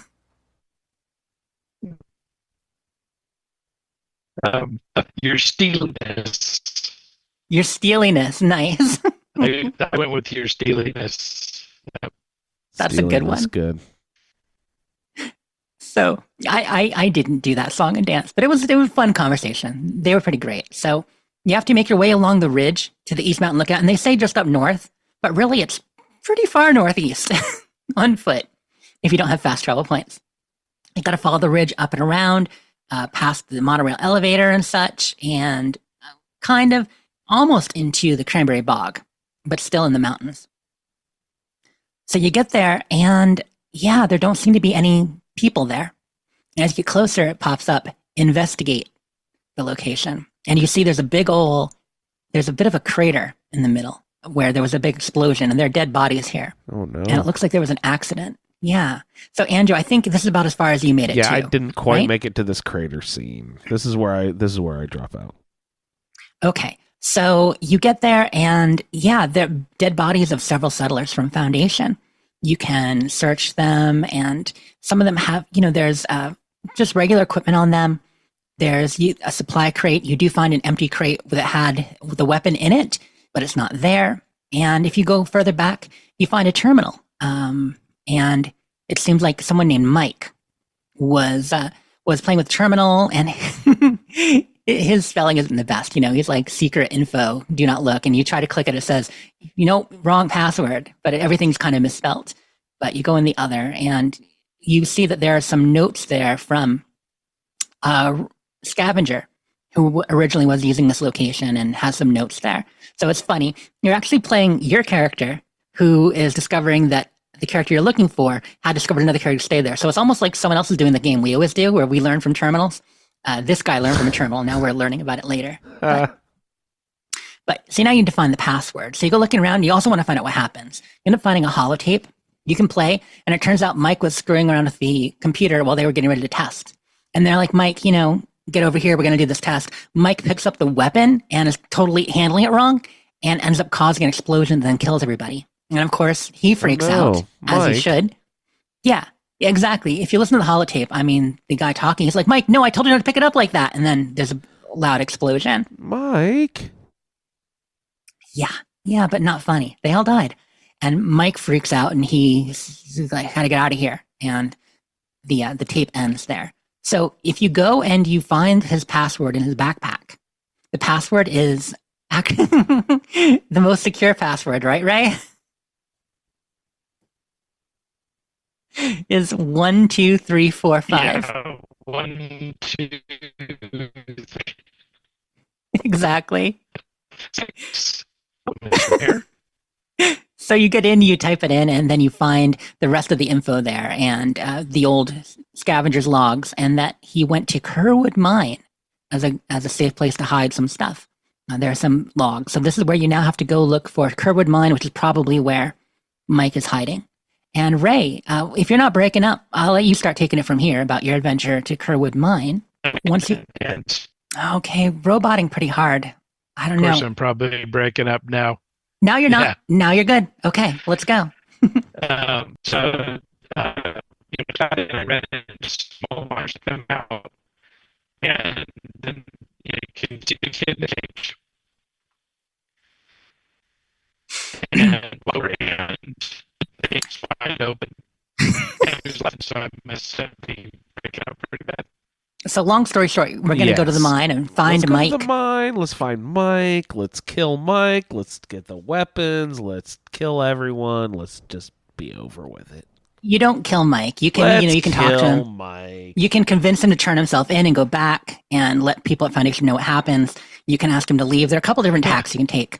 But meanwhile, you got to get through where you can get to him in the first place. What about Mike, Ray? You can kill Mike. Yes. I killed Mike. Oh, he killed Mike. We understood one thing you said. Good job. Killed Mike. So there are a bunch of different tacks you can take, and then you get back to Gloria after. So we'll hear some of that from you guys' feedback next week. Andrew and I will obviously finish the quest. It's only like 20 minutes left on the quest. The fact we didn't get it done. I'm sorry. I just ran out of time. So much going on. Holidays, come on. Yeah. Holidays. I got building and ended up being a little last minute on things. It happens. I had to go to see Sonic the Hedgehog 3 tonight, so pardon me. Sonic the Hedgehog 3? I didn't even remember there was part 2. And Mo was like, we need to go see part 3. I was like, what? 3? Wasn't this Shadow or something? Shadow the Hedgehog? Yes. Yes, that is the crux. Then there's of course Knuckles, who I think is just hilarious. He plays the same role that Drax the Destroyer plays in Guardians of the Galaxy, sort of like the dumb tough guy, funny shtick thing. But it's really amusing. You gotta have that. So what do you say? Was it good? Oh, no. Of course not. I don't know how these movies are making It evidently made so much money the first two. I had no idea. I heard they were pretty decent. Idris Elba as Knuckles in the second one. I really love. We always call him Chris from 30 Rock, but his name, I forget his actual name. But the dude who Sonic tags along with, like his friend, the actual real man.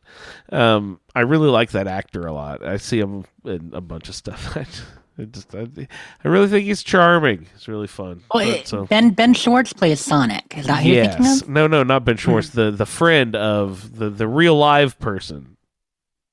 Oh, anyway. Yeah, I don't know who the real live person is. I haven't seen any of these. Yeah. James Marsden. James Marsden, yes, that guy is great. Yeah.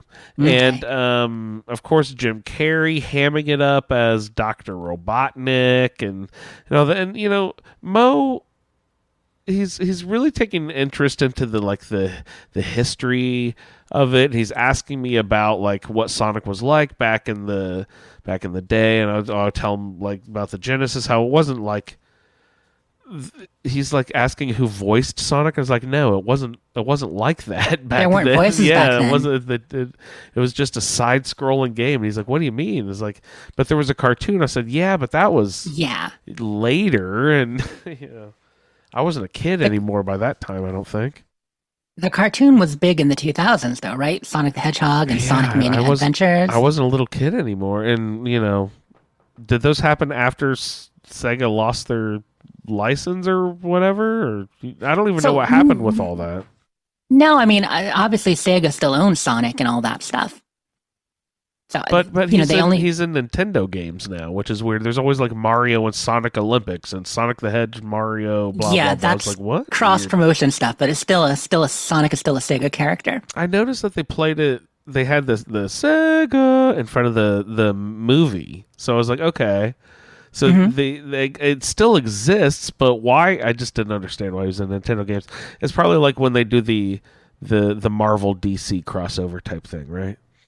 Yeah, exactly like that. Exactly. I mean, they were big rivals, but they've hung up their rivalry. I guess they'll go to the Olympics together and bond. It's kind of like in Smash Brothers, you get characters from other systems and stuff in there now. But really? Sonic cartoons were actually big in the 90s. It looks like 90s and 2000s. Oh, were they? And so a lot of kids know Sonic more from the cartoons than the original games. They still do games, and a lot of them are kind of just not great, but occasionally there's a good one. Moses is under the impression that Sonic the Hedgehog is faster than the Flash. The Flash can make the world spin opposite its axis, right? Like, he can go backwards in time. Yeah, and so can Superman. No, I don't think Sonic is anywhere near as fast as the Flash or even Superman. But of course, kids think that. That's great. Yeah. Sorry for that Sonic the Hedgehog tangent. What were we doing? We got as far in the quest as we could, so we're going to finish up our quests, and then Ray did finish before his trip. Ray did. He's Robotnik tonight. Speaking of Dr. Robotnik, and but we'll Jess and I will finish that up. You guys get us your feedback for next week. If you'd like to participate in the Roundtable project, you can find information at asapodcasting.com. Click on the Fallout feed section. Got all of our character generators there and our schedule. So if you want to roll yourself a character, pretty easy to catch up. We're not too far into the season quite yet. And or if you're listening to this years and down the road, we have people who have played along with as they're listening to old episodes, do a roundtable. Yeah, it's pretty true. weird. Yeah. It's just like, it's true, man, though. do it. It's kind of like an accompaniment, right? Yeah, exactly. So, go ahead. Hit us up, the Fallout feed at gmail.com. Let's get into what? Go on a bit. Terminal velocity. We got one of those. I forgot. Yeah, let's get into terminal velocity.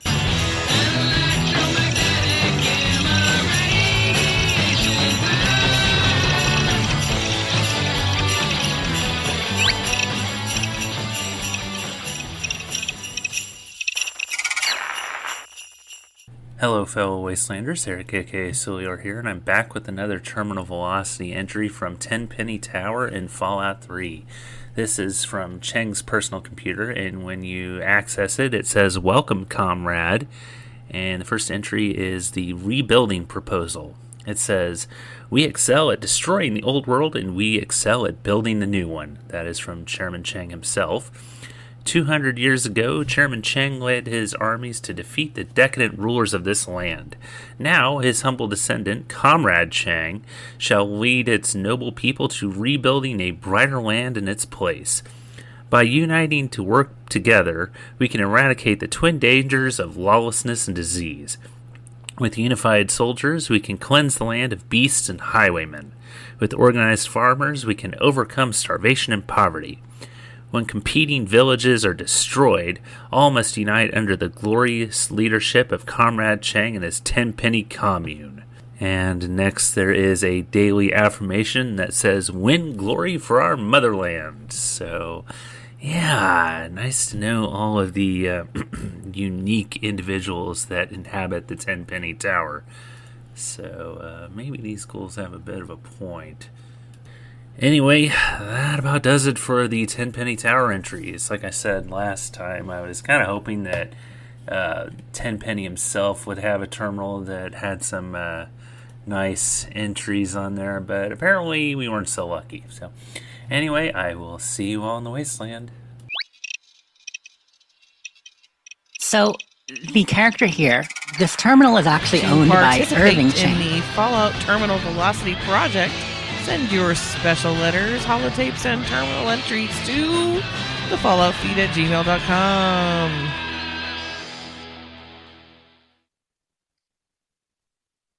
Sorry, go ahead, Jess.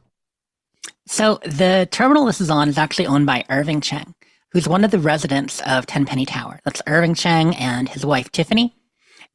They are an older Asian couple, and he calls himself Comrade Chang because he believes himself to be a direct descendant of Chairman Chang, the leader of the People's Republic of China before the war. So he's got this kind of, I don't know if it's a delusion or not, but that he's a direct descendant and his father was part of the Chinese army. And so he has this on his computer, kind of planning his secret uprising one day to retake power and, control the tower or even the capital wasteland for the Chinese army, which, him and what army? I'm afraid it's just him and his wife, but they live in Tenpenny Tower, so they're doing pretty okay. They must be doing all right.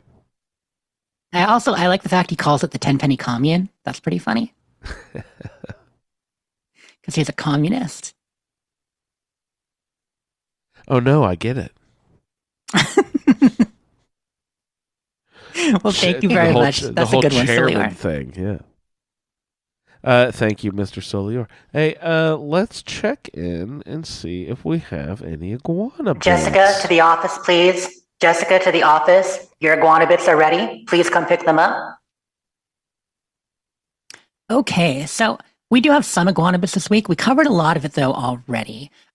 One of the big things, of course, to discuss is what's happening with the jingles and the presents. Long story short, we already covered it. You can log in each day, get some wrapping paper in the Atomic Shop, and make your gifts. You can still do Santatrons, but there are no jingles. So good times. And, of course, plenty of festive outfits, fun stuff going on. But we already did the update there. So Bethesda themselves are on holiday break at the moment. Obviously, they have, people doing maintenance, stuff like that. But that's, I think, one reason why the event couldn't be fully fixed is because they weren't going to call everybody in off break to work on it. They tried for a few days, even though they were off, and did what they could and then put this in as a stopgap for now. Well, at least you'll get something. You're pretty much guaranteed to get the gifts if you log in every day and just collect all the paper, right? Yeah, you have a really good chance of getting them. You say pretty much guaranteed. I mean, that's fair. It's never guaranteed with Bethesda drop rate, but it's pretty close to guaranteed. If you can get 15 medium quality or 10 high quality, there's a very good chance of getting drops. Yeah, but if you log in every day and you collect it, how long are they doing it? Are 2 weeks that you're getting? Are they just sort of fluctuating back and forth in between? Like, are they doing high, medium, low, high, medium, low, high, medium, low, or? We don't know that there's any actual order to it. One thing I'm not sure about is if everybody's getting the same or not. They say it's random each day. Oh, so, because I got high yesterday and medium today, so I thought I would get low tomorrow. See, I got medium today too, so it may not actually be random. It may be alternating, but they didn't put it that way. They didn't say it was going to be that way. So, yeah, most likely. Okie doke. They have to set up a rotation. In the Atomic Shop, we were talking a little bit earlier too about what is available. Right now they've got the Christmas sitting room bundle. They've got the coming to town bundle and a few others. So there are some Christmassy stuff in there. Not as much new Christmas stuff as we've gotten in years past, but they are bringing back some of the old ones, which is nice to see. I'll have to go in and double check I got all that. Yeah, there may be something you're missing, although, like I Yeah, there said, you probably are is. Mr. Christmas. So if there's one thing No. that you don't, never miss a floor sale and Yeah, right. never miss a Christmas bundle. I've definitely missed a few floor sales. So the other big thing I wanted to mention on the Iguana Bits today is about the PTS server and ghoulification. So the PTS launched again today, and they are now testing the next big update, which includes becoming a ghoul and what that entails. Oh, fun. In addition to that, some people got to go hands-on with the content. So, they did previous people where we could watch a little bit of info on it, but some people actually got to go in and play for an hour or two as a ghoul, see what the update is like and all that with Bethesda, get some hands-on time with someone there kind of explain it. So one person that did that is over at Windows Central, Jennifer Young, wrote up an article on it. She was one of the journalists who got to do that. So I just wanted to quote a little bit from her article there. If you want to read it yourself, go over, check. It's on windowscentral.com, one of my favorite Microsoft websites. They got stuff on Xbox and games and obviously PCs and all that. But this article it talks about some of the new things, a lot of specifics. I thought it was great how much we got here. So one thing we learned, we already knew that you started to become a ghoul at level 50 and that a quest was entailed.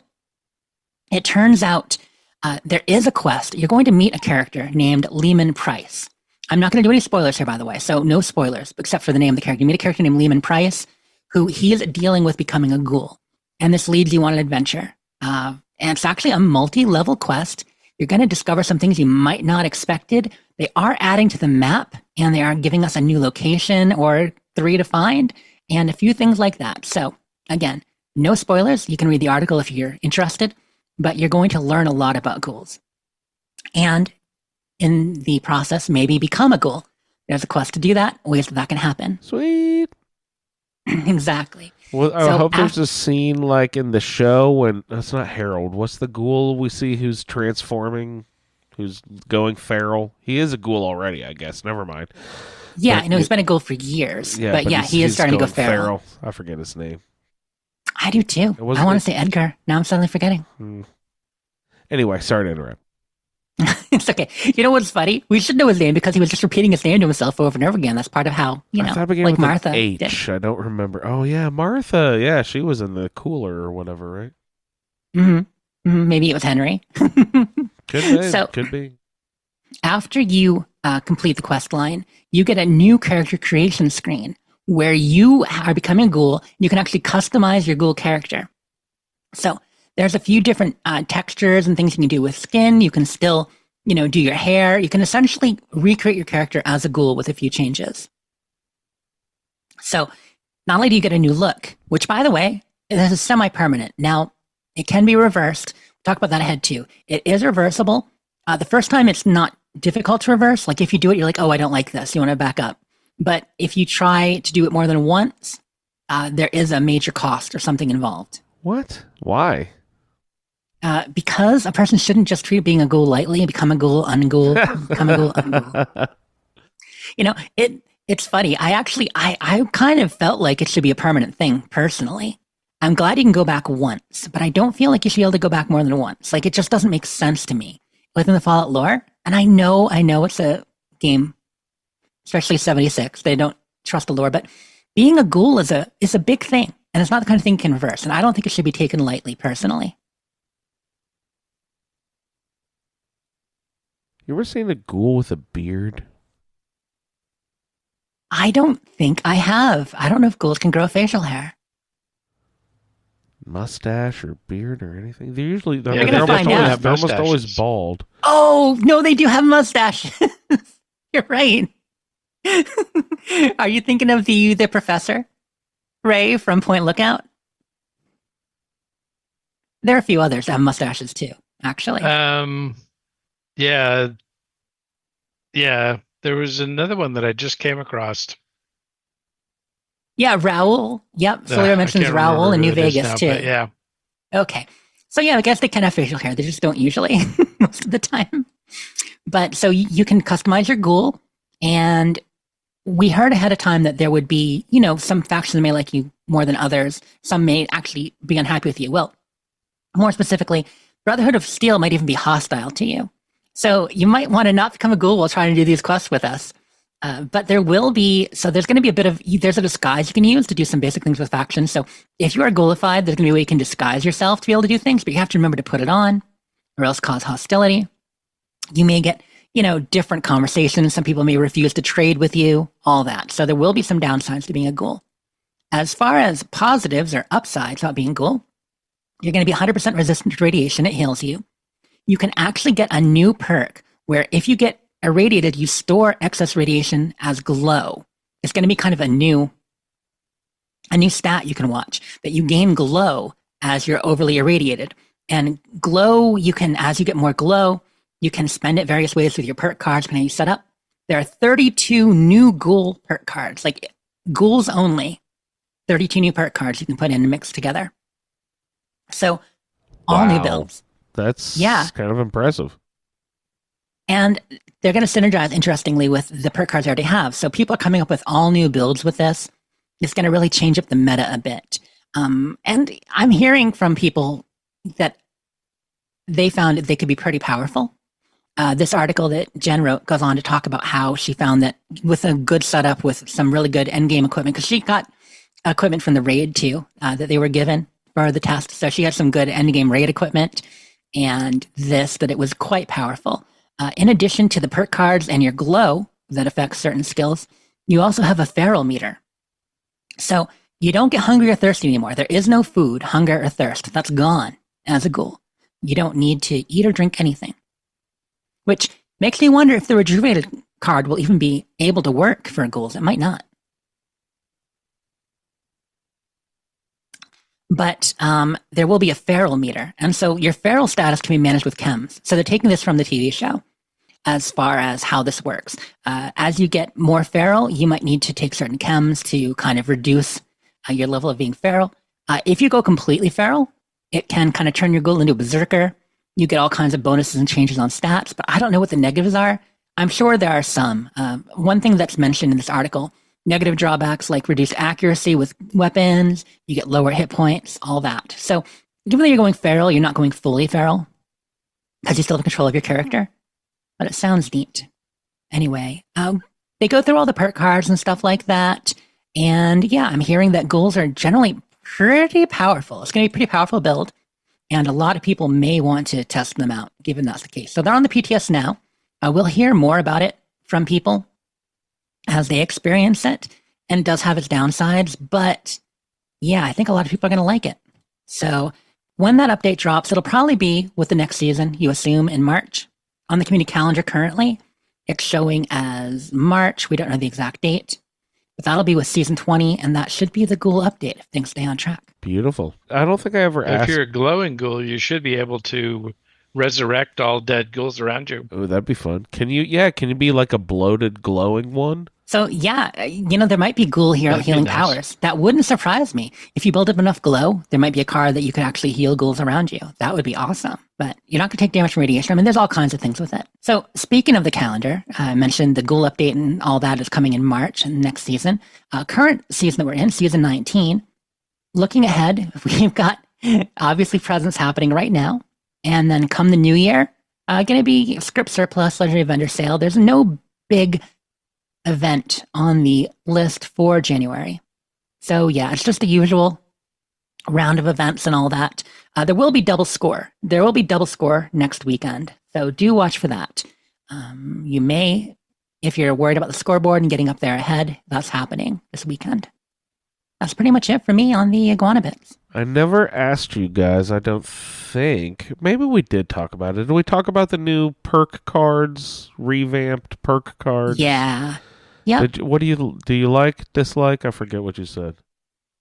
I'm a big fan. What I like about most of all, while it did change a number of things, a lot of things going down to 1-star or moving to endurance like they did allows for you to fit more cards on. Some of them are a little less effective, based on we talked about the percentage chance of your stat as opposed to a flat percentage chance. Things like serendipity, 45% is based on your luck stat, stuff like that. But it also only takes 1 star now. So you can pack in more cards, which with the ghoul new cards, you can mix and match more of those.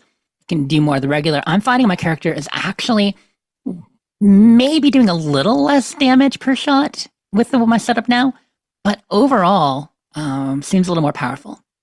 Nice. More survivable. I managed to put a lot of stuff on with the crit. So in luck, I've got like probably 2 or 3 more perks than I had before fit in there. Cool. Starch genes, of course. Don't forget, under endurance, make sure you keep it on. Don't lose your mutations. They're valuable at this point. Mm-hmm. I don't have mutations yet. I know both you and Ray do on your Roundtable character, right? Yeah, I've got a couple of good ones. I've got the marsupial and what's the bird boned or whatever. Yeah, I've got both of those and a couple of good ones. Yeah, and I think Ray got 1 or 2. Yeah. Marsupial, Speed Demon, and Healing Factor. All the big ones. And Yeah. you've got starch genes now to lock them in? Or you just avoiding I have it. avoid radiation arches. Yep. Yeah, definitely until you can. So I'm not going to get my mutations until I can lock them down with starch genes. So got a few more levels to get that. I think I'm level 28 now on Hard Knock. Leveling slowly. Just getting the quest done. Nice. Yep. That's it for me. All right. Does anybody have anything else they'd like to bring up this evening? Then in that case, I will let you know that you can find him over there at Ray LB, also at BBC ISSS for all your No Man's Sky needs for the Butcher Baker and Candlemaker and Space Show. Ray, thanks so much, sir. And Jess. Good times. And Jess can be found at Sleep is 40, also at You Wastelanders, and at Dames Who Game, and your new show, Jess. The Starfield Lorecast. The Starfield Lorecast. Yeah, I will eventually remember that off the top of my head. I swear. I promise. Hopefully people enjoyed the last episode. We talked about the Unity and a good bit about mods, actually. It was a fun discussion with my friend Jay. Beautiful. I can be found in our Facebook group. The show is at the Fallout feed, and everybody's over there on the Discord. So I'd like to thank everyone for downloading this edition of the Fallout feed, and we will see you in the Wasteland. Thank you for downloading this episode of the Fallout Feed Roundtable. If you are interested in doing a play-along character with us, the show can be contacted by emailing falloutroundtable@gmail.com. For the Roundtable schedule, our Amazon link, and all other show information, please head on over to asapodcasting.com, where you will find the Fallout feed, a Skyrimatic podcast, our YouTube channel, the Chatterbox, as well as other content. Once again, thank you for downloading, and we'll see you in the Wasteland. Roboting pretty hard. Moist pus. We did our thing. The flirtations are getting hot and heavy. Suck it up, Buttercup. Although that can be amusing too if you're into that sort of thing. Let them know we mean business.